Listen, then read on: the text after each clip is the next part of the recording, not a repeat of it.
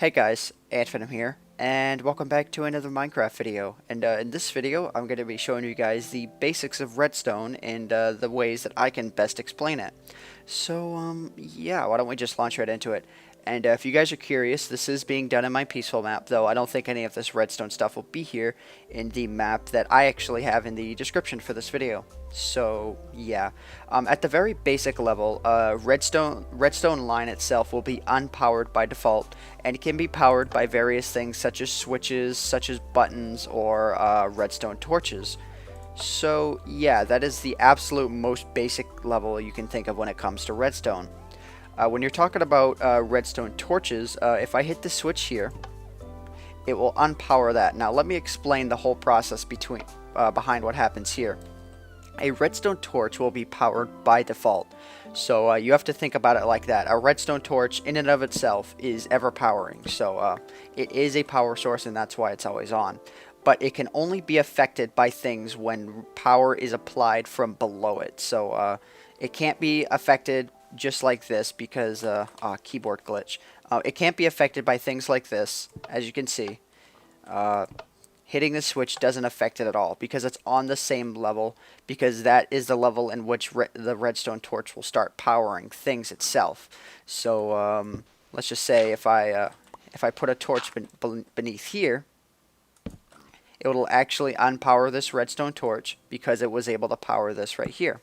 So yeah, let me replace all the sand here. So like I said before, hitting the switch won't do anything because the diagram that I have shown here is what a redstone torch will actually power on its own. So it'll power anything just like this. So it'll power anything to the left, to the right, behind and in front of it, even though I didn't show that properly. But anyways, it'll power anything from any direction that's not diagonal, and it'll power anything that is directly above it as well. So I could go ahead and place a redstone torch here, and it would unpower it because it's receiving power from that redstone torch below. Or more specifically, what's happening is this redstone torch is powering this block, and because this redstone torch is sitting on top of this block, it's being unpowered as a result. In order to get a full understanding of this, guys, too, you will have to do a lot of this yourselves because it can really be one of those things where you have to mess with it in order to truly understand it. And messing with it over time, you guys can get a much better perspective. So, yeah. So as I was saying before, yeah, if I hit the switch, it doesn't do anything because it's trying to power a piece of redstone where the redstone itself is connecting on the same layer. So if I go ahead and I flip this switch right here, since it's not on the same layer, it'll actually turn that off. So I'm going to go ahead and replace this here, and I'll show you guys one other thing that's kind of cool. So I'm not sure if this is fairly recent, or actually no, never mind. Yeah, so a piece of redstone can can unpower a redstone torch, even if there's a block like this blocking it. And now you might ask how this happens. Well, the reason why it happens is because this piece of redstone is only powering this block right here, so this doesn't have any effect on it. Where the blocks that are in the way come into effect is if, for example, I place a piece of redstone right here, and then I power this up, and I'll take another piece of cyan wool, and then I go ahead and I place it right here.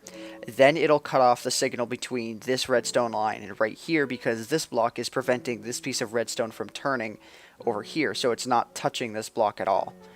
But even if I go even further into it, various things like, for example, fences, pieces of glass, which is my favorite example, will actually prevent this from happening. Even though in the diagram, even though the way it looks itself, this redstone isn't turning into it at all. I'm not really sure why this happens, but in terms of the way Minecraft is coding redstone, it actually is turning into this block because a redstone current can actually go through a piece of glass. I hope I haven't lost you guys so far, although I think like 60% of you are looking at me with dull faces.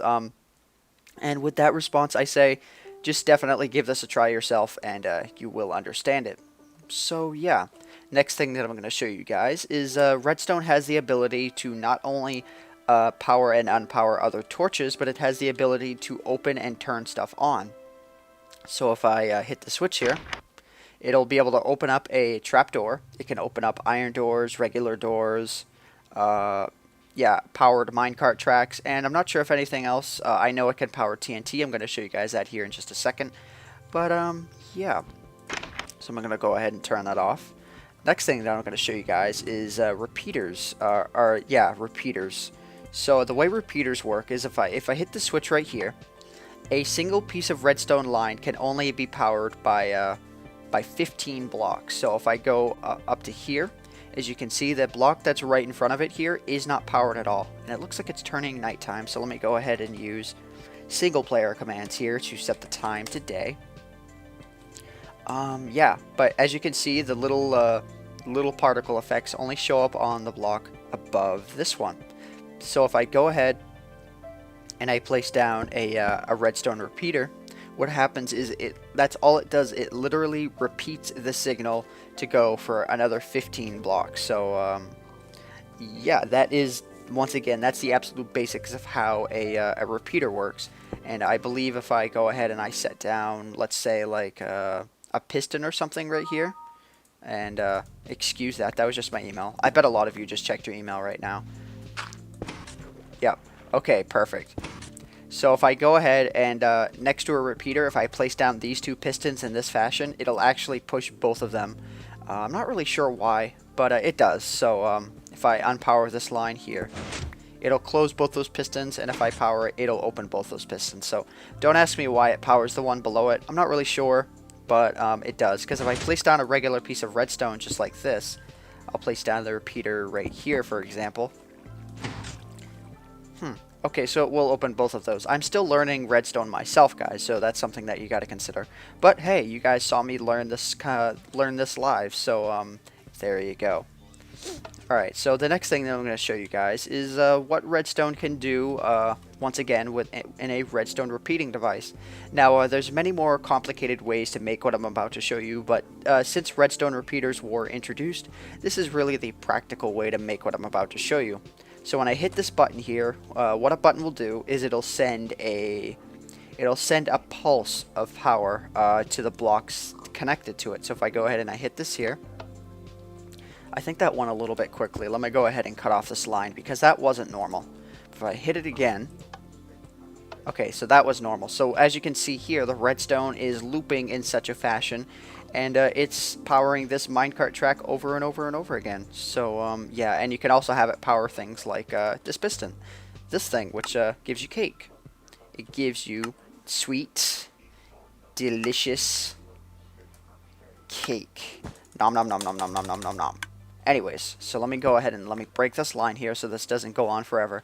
And yeah, this isn't really redstone related, but I wanted to cover it because it follows in the path of, you know, how redstone works and stuff.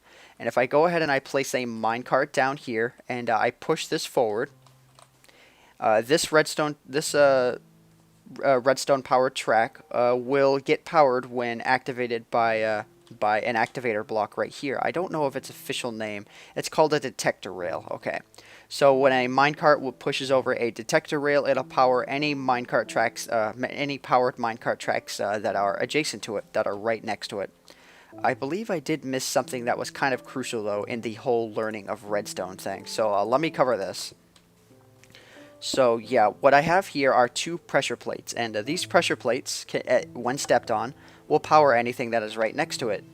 And same thing with a stone pressure plate. But something that's interesting to note about these is items can actually power or can actually push down a wooden pressure plate, but items and animals, however, cannot push down a stone pressure plate. So that is the difference between them.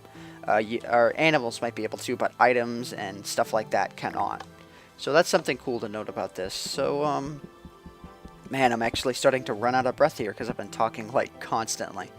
Anyways, so I got one more thing to show you guys, and that's the fact that redstone is now actually required to power a piece of TNT. So if I go ahead and I hit this here, it's going to go boom. But then I'll place water down right there, and that'll prevent the TNT from going boom. So yeah, that's just about everything that I wanted to cover in this particular video, guys. Yeah, my name is AntVenom, and I bid you all farewell. Thanks so much for watching.